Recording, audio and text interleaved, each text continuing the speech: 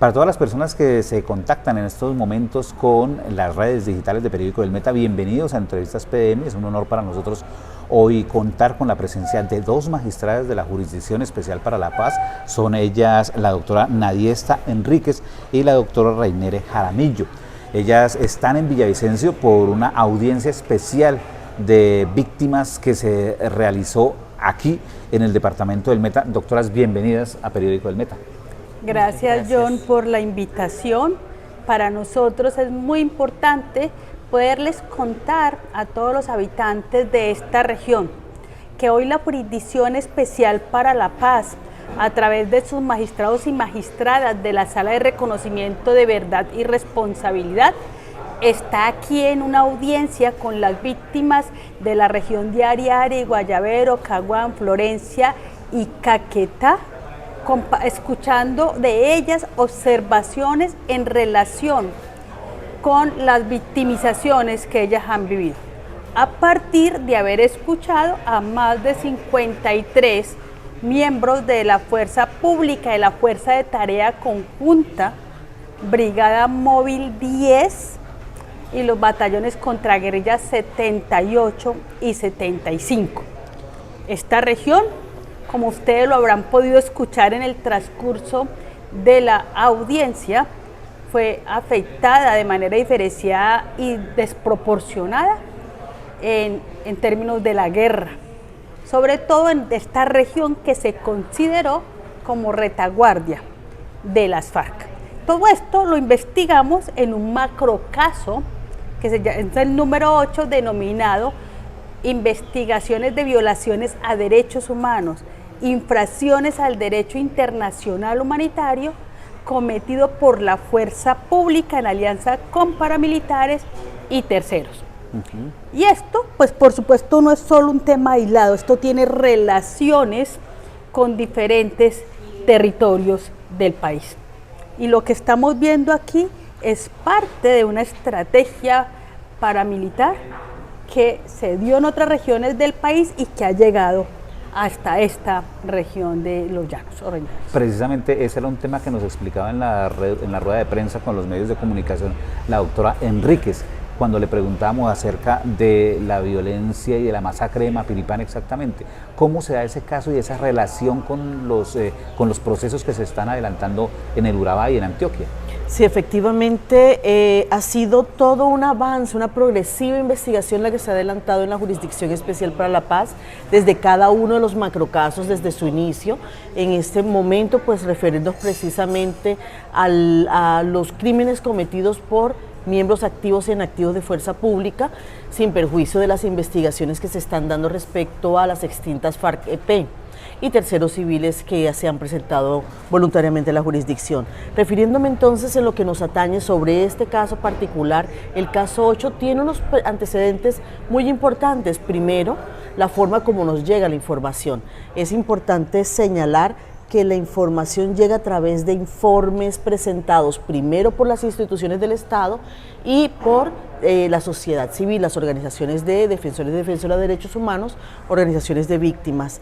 Las primeras informaciones que recibimos se referían casi que exclusivamente a las investigaciones que se han adelantado respecto a falsos positivos, ejecuciones extrajudiciales, y ese es el grueso de información de la cual tomamos nosotros la información para iniciar las investigaciones. Entonces, la vinculación de los comparecientes está principalmente referida a esa información judicial que proviene de esas investigaciones de justicia ordinaria referidas a ejecuciones extrajudiciales.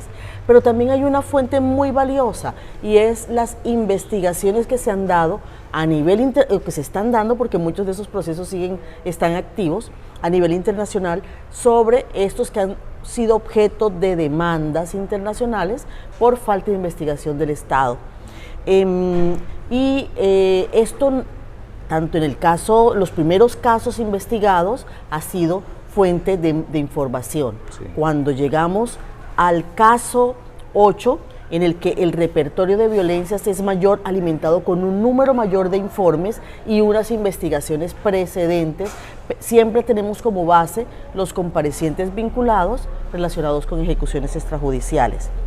¿Qué pasa en estas investigaciones simultáneas que se está dando por cada uno de los magistrados y magistradas de la sala? Que estamos atendiendo, ya sea desde Fuerza Pública o desde extintas FARC-EP, diferentes regiones del país. Realmente estamos cubriendo todo el territorio nacional con nuestra investigación, dando un énfasis en los fenómenos de violencia más representativos en esa región. Frente a una situación territorial en la que confluyen los dos actores, más los civiles, como es en el caso de Urabá, nos hemos encontrado que en esa disputa territorial se da las primeras masacres en asocio con paramilitares, que es la base fuerte de los informes que dan pie al caso 8. Esa alianza paramilitar tiene un origen en Urabá.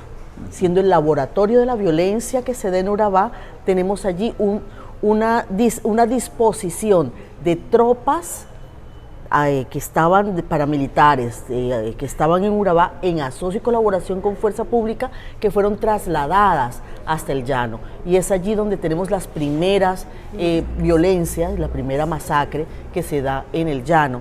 Pero en el caso 4 investigamos los preparatorios. ¿Cuáles fueron esos grupos paramilitares? ¿Quiénes fueron esos comandantes paramilitares? ¿Qué alianzas tenían con los civiles? ¿La Casa Castaño qué papel jugó? ¿Cuáles fueron los vínculos con los altos mandos, tanto de la policía como de la Fuerza Aérea, como del Ejército, que viabilizaron ese traslado de tropas paramilitares a la región llanera, al Guaviare? Y ocasionando la masacre de Mapiripán, que es una de las primeras. En otros casos, en otros territorios, tenemos esos momentos iniciales de desplazamiento de la violencia, del laboratorio de guerra que se da en Urabá, ese desplazamiento de violencia que se da a otras regiones del país. Y tenemos así este patrón repetitivo alrededor de estas grandes masacres, como ha sido la del Salado, la de Cacarica, que fue anterior a Mapiripán, la misma masacre de Mapiripán, en la que tenemos entonces unas responsabilidades territoriales que se conectan y se relacionan con otros territorios en la forma de cometer los crímenes y que conectan responsabilidades superiores a nivel nacional. Esto lo hemos podido hacer en un relacionamiento territorial de múltiples investigaciones que se complementan. Y entonces, esta región de Ariari, Guayavero, Caguán, Florencia y Caquetá, lo que seguimos es complementando esas relaciones, esas investigaciones de esos grupos paramilitares en algunas alianzas con los miembros de Fuerza Pública. Hemos priorizado Miraflores, Lagos del Dorado, y en el Guaviare hemos empezado por ese lugar en razón que no habían investigaciones judiciales ni condenas a ninguno de los miembros de la Fuerza Pública. Y todo esto, ¿cómo se relacionó también con el tema del narcotráfico? Hoy estamos con las víctimas, poniéndole de presente todo lo que han dicho los miembros de la Fuerza Pública, lo que han reconocido, para que ellas nos digan si es completo o no. Y lo que hemos escuchado es que las víctimas nos están diciendo que aún falta mucha verdad. Magistrada, nos llamó la atención que dentro de la relación de los batallones sobre los cuales hoy se están haciendo testimonios, no estaba el 21 Vargas, y ese es uno de los batallones que más ha tenido falsos positivos, infortunadamente, en esta región. Bueno, lo hemos explicado. Una cosa es el caso 03 de falsos positivos, sí, y otra cosa es el 8, que tiene un repertorio de violencia mucho más grande. Hay muertes en operaciones simuladas, pero tiene unas formas de operar distintas a las que se dio en otros lados como en el batallón Vargas. Y esta es otra investigación que desarrollan mis compañeros en el caso 03. Al final, como nos han escuchado decir, tenemos que buscar cómo poder contarle todo el relato completo, cómo se conectaron todos, desde falsos positivos, desde el traslado de las tropas paramilitares a esta región, cómo el país tuvo muchos puntos de contacto para que haya una gran narrativa nacional de esclarecimiento de verdad. Magistrada Enríquez, aparte de los testimonios que vemos que son muy importantes, ¿qué otros insumos investigativos tienen ustedes para poder avanzar en los procesos? Yo quiero resaltar mucho la verdad de las víctimas que hemos escuchado y que estamos escuchando en estas observaciones y que ha sido también la base de la investigación de cada uno de los macrocasos en la jurisdicción. Y es cómo esto que puede resultar muy llamativo, muy luminoso para la opinión pública, para las investigaciones, lo que está visible, como es algunos hechos, algunos crímenes, falsos positivos, ejecuciones extrajudiciales, invisibiliza y normaliza una realidad vivida por las víctimas y de la cual nos están dando cuenta el día de hoy, nos están haciendo grandes intervenciones, importantes intervenciones respecto a cómo este miedo generalizado en una región a la que cada uno de sus habitantes fue señalado como colaborador de la guerrilla, como miembro de la guerrilla. El ser campesino, el ser de la tierra, los dejaba en vulnerabilidad frente a un estigma que ocasionó múltiples desapariciones forzadas cometidas a través de allanamientos a las casas en unas circunstancias completamente irregulares, en el que estos combates fingidos eran normalizados como si fuera esa gran región llena de guerrilleros en el que todo el mundo era guerrillero. Las humillaciones, los tratos irrespetuosos, el bloqueo alimentario, todo eso se normaliza y queda en una región tan duramente golpeada en el que la cultura, la vida pública, la vida privada está fuertemente mediada por estas prácticas criminales, en el que ha transformado la forma de relacionarse, las confianzas y, por supuesto, la confianza en lo público, la confianza en el Estado. Son cosas que hay que recuperar, y hay que recuperar a través de la verdad. Tanto la verdad que esperan escuchar las víctimas, en el que esta normalización no pasa desapercibida, como aquellas que estamos esperando escuchar en el país, en el que no solamente fueron las ejecuciones extrajudiciales, estaba en medio de una política de estigmatización y de ataque generalizado a la población civil. Esto ha sido importante en esta diligencia, lo vamos a seguir escuchando en la jornada de la tarde, y que quedan muy presentes tanto en los relatos referidos a esto que ha sido judicializado como las ejecuciones extrajudiciales, pero que nos da una mirada muy importante de qué pasaba aquí, qué sigue pasando en esta relación con la justicia, con la verdad, con los derechos humanos, con la democracia en los llanos orientales. Magistrada Enríquez, hoy se empezó a hablar algo que en la construcción de la narrativa de la violencia en el Meta había estado como subrepticio, y es la participación posible o ese proyecto que había de ocupar tierras para que hubiera grandes cantidades de plantaciones o cambiar como esa actividad económica en la región. ¿Qué opina usted de esos elementos? En la audiencia hemos mostrado varios mapas geoespaciales de cómo se va transformando el territorio. Cuando comparamos la cartografía y geografía, vemos que desplazaron algunas actividades agrícolas de los campesinos para tener otro tipo de cultivos. Eso es una muestra de que había unos planes concretos, cómo sacar de manera arbitraria, a través de la violencia, a los campesinos y campesinas con el pretexto de recuperar el territorio de las guerrillas.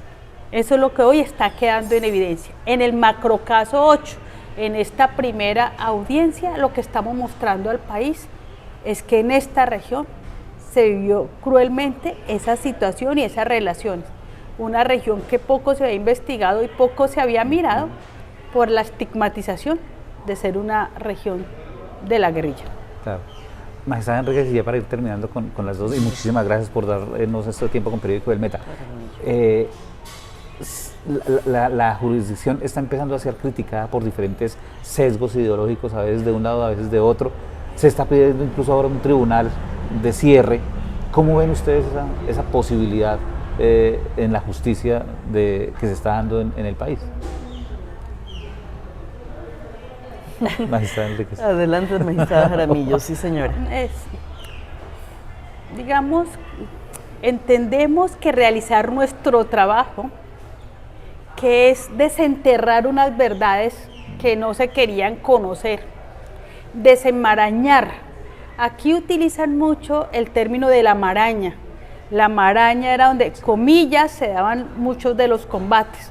Los comparecientes en esta región, miembros de Fuerza Pública, nos han dicho, realmente siendo una zona de retaguardia de las FARC, nunca tuvimos combates reales. Ni uno solo. Esa es una verdad que el país hoy está conociendo, porque el imaginario que había en el país era eso. Entonces, cuando vas mostrando verdades, pues a veces eso no gusta mucho, porque convencieron a buena parte del país que toda la gente que vivía en esta región eran guerrilleros. Hoy lo que venimos mostrando a través de las investigaciones es que no lo eran, que fueron campesinos que los estigmatizaron para poder limpiar el territorio. Ese es el ejercicio. Entonces es normal que cuando la Jurisdicción Especial para la Paz saca todas esas verdades judiciales, pues hayan algunas molestias, algunas incomprensiones, pero es parte de la tarea que cumplimos como mandato de investigar, juzgar y sancionar, que quedó establecido en el acuerdo final de paz para poder avanzar a la reconciliación de este país. Si no conocemos la verdad, no habrán garantías de no repetición, y que podamos avanzar a la reconciliación pasa porque se conozca la verdad y porque esos hechos tan crueles que han vivido muchos campesinos y campesinas en nuestro país no se vuelvan a repetir.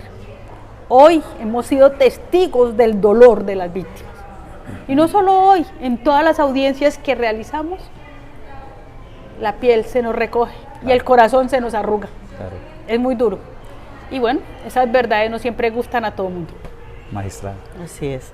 Es el trabajo que estamos haciendo y se está haciendo tanto con respecto a comparecientes de las extintas FARC-EP responsables de graves crímenes, de crímenes atroces, que están reconociéndose, que están acercándose a la verdad y a la justicia de una forma acorde con el acuerdo de paz. Asimismo, estamos escuchando y estamos llegando a esclarecimientos importantes respecto a responsabilidades de los más altos rangos, progresivamente esclareciendo y construyendo verdades territoriales que dan cuenta de unas dinámicas propias de los conflictos, con cada uno de los casos que está investigando, cada uno de estos escenarios judiciales que se están desplegando en el país, donde estamos llegando de una forma y de una construcción progresiva a esto, y eso tampoco gusta.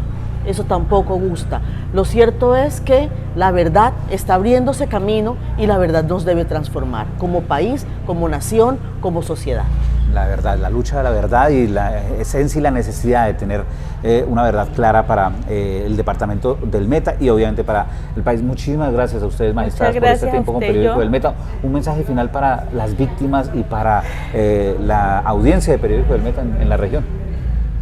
Que la posibilidad de avanzar en la reconciliación es un compromiso de todos y todas, y que esto que ustedes hacen en el Meta, poderle contar al resto de la ciudadanía lo que está pasando, es una forma de avanzar en ello. Gracias. Muchísimas gracias. Muchas gracias, magistradas. Muy amables a ustedes, muy pendientes de esta entrevista, el resumen de esta entrevista, obviamente en la edición impresa de Periódico del Meta el próximo viernes y a través de las redes sociales esta entrevista. Muchísimas gracias, muy amables por su atención.